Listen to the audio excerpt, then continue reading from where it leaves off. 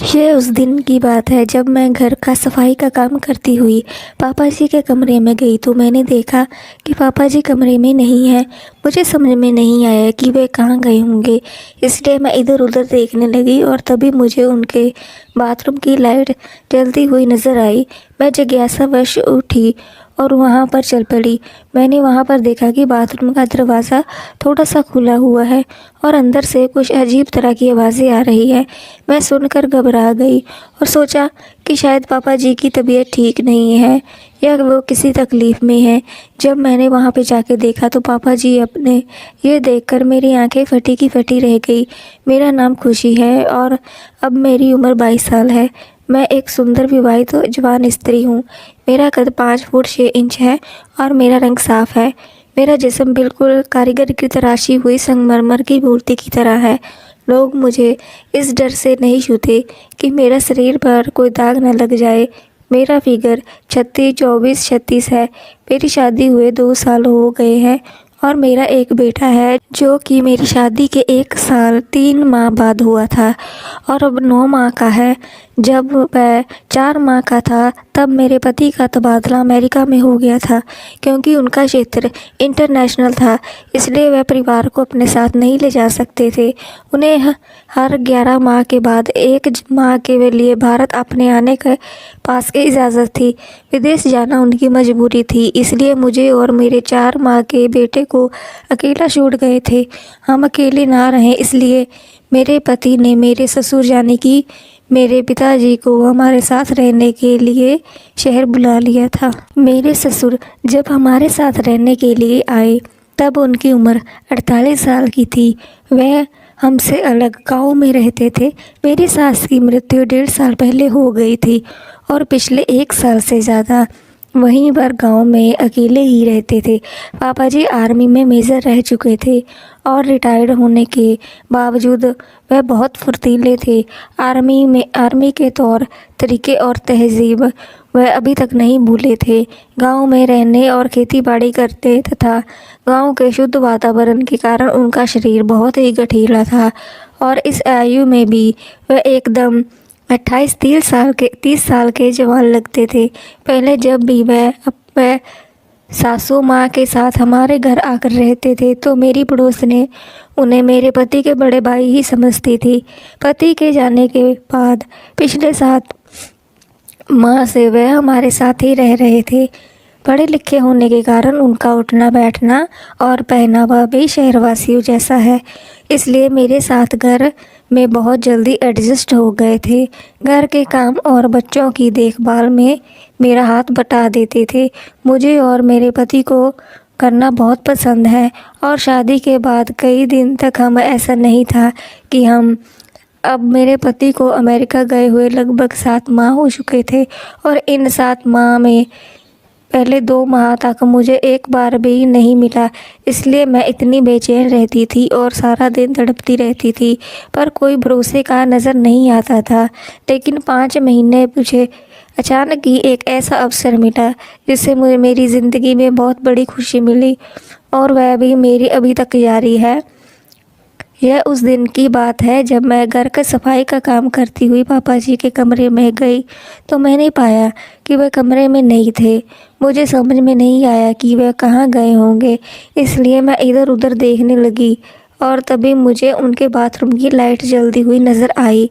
मैं जिज्ञासावश उठी और देखने चली गई। वहाँ मैंने देखा कि बाथरूम का दरवाज़ा थोड़ा सा खुला हुआ है और अंदर से कुछ अजीब सी आवाज़ें आ रही है। मैं सुनकर घबरा गई और सोचा कि शायद पापा जी की तबीयत ठीक नहीं है या वह किसी तकलीफ़ में है। मैं घबराहट से जल्दी से बाथरूम का दरवाज़ा खोलकर अंदर झाँकने लगी। अंदर का नज़ारा देखकर मेरे होश उड़ गए। पापा जी अपने महाराज की बड़ी तसल्ली से मालिश कर रहे थे। इससे पहले मैं अपने आप को संभालती तभी मैंने देखा कि पापा जी ज़ोर ज़ोर से सिसकियाँ ले रहे थे। ये सब देखकर मेरी नज़र में ज़ोर से एक लंबी सांस निकाली, जिससे सुनकर पापा जी ने पलट कर देखा और मुझे देखते ही गुस्से से बोले, तू यहाँ पर क्या कर रही है? उनके गुस्से से भरी आवाज़ सुनकर मैं डर गई और मुझे बिना आवाज़ दिए वहाँ से भाग गई।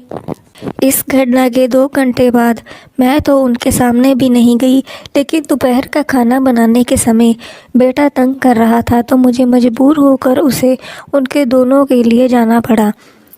तब बिल्कुल भी पापा सामान्य तरीके से पेश आए। इससे मेरी जान में जान आई और मैं भी उनके सामने आने जाने लगी तथा सामान्य तरीके से व्यवहार करने लगी। लेकिन उस घटना के बाद अगले दिन भी मैं उस नज़ारे के बारे में सोचती रही। अगले दिन रात को सोने के समय मेरा बेटा बहुत रोने लगा।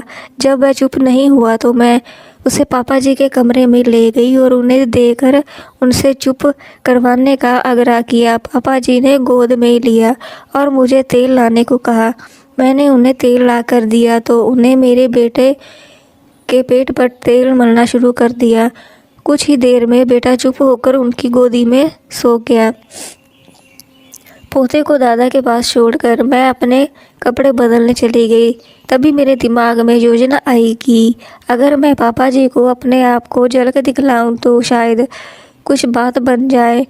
अपने सारे कपड़े उतार कर चेंज करके अपना गुलाबी रंग का पारदर्शी सा नाइट सूट गाउन पहना। मैंने गाउन के ऊपर के 2 और नीचे के 3 बटन खुले छोड़ दिए और बेटे को पापा जी के कमरे में लेने के लिए गई। पापा जी ने मुझे उन कपड़ों में देखा और एक टकटका देख ही रहे थे। उनकी आंखों की चमक बता रही थी कि वह मेरे बिछाए हुए जाल में फंस जाएंगे। मुझे सिर्फ कुछ इंतज़ार करना पड़ेगा। जब मैंने पापा जी से बेटे को लेने के लिए हाथ बढ़ाया तो वह उन्हें देखते ही एकदम स्थिर हो गए। मैंने कहा, पापा जी ये सो गया है, लाइए मैं इसको बिस्तर पर सुला दूँ। तब हड़बड़ा कर उन्होंने कहा, यह अभी अभी सोया है, कच्ची नींद में है, इसलिए इसे अभी यहीं रहने दो। मैं हाँ जी करती हुई अपने कमरे में चली गई। मुझे नींद नहीं आ रही थी, इसलिए मैं बहुत देर तक ऐसे ही करवटें बदलती रही। तभी मुझे याद आया कि मैंने बेटे को दूध तो पिलाया ही नहीं। मैं उठी और पापा जी के कमरे में गई तो पाया कि वह भी सो गए हैं। तब मैंने मन में आया कि मैं भी इसी कमरे में सो जाती हूँ, क्योंकि बेटा भी इसी कमरे में सोया हुआ है, और मैं उनके साथ वाले बेड पर लेट गई। बेटे को अपने पास खींचा और इतने में पापा जी की नींद में ही करवट बदली और सीधे होकर सोने लगे। मेरे बेटे का पेट भर चुका था, लेकिन मुझे नींद नहीं आ रही थी। मैंने बच्चे को अलग से सुला दिया और वहीं बैठकर पापा जी के उस को निहारती रही और वहाँ लेटे लेटे मुझे चिढ़ा रहा था। मैंने महसूस किया कि मैं अपनी तृष्णा को अब नहीं दबा सकती और उसे लेकर ज़िंदगी का मज़ा चाहती हूँ। मैं अपना अकेलापन दूर करना चाहती हूँ, अपनी भूख मिटाना चाहती हूँ।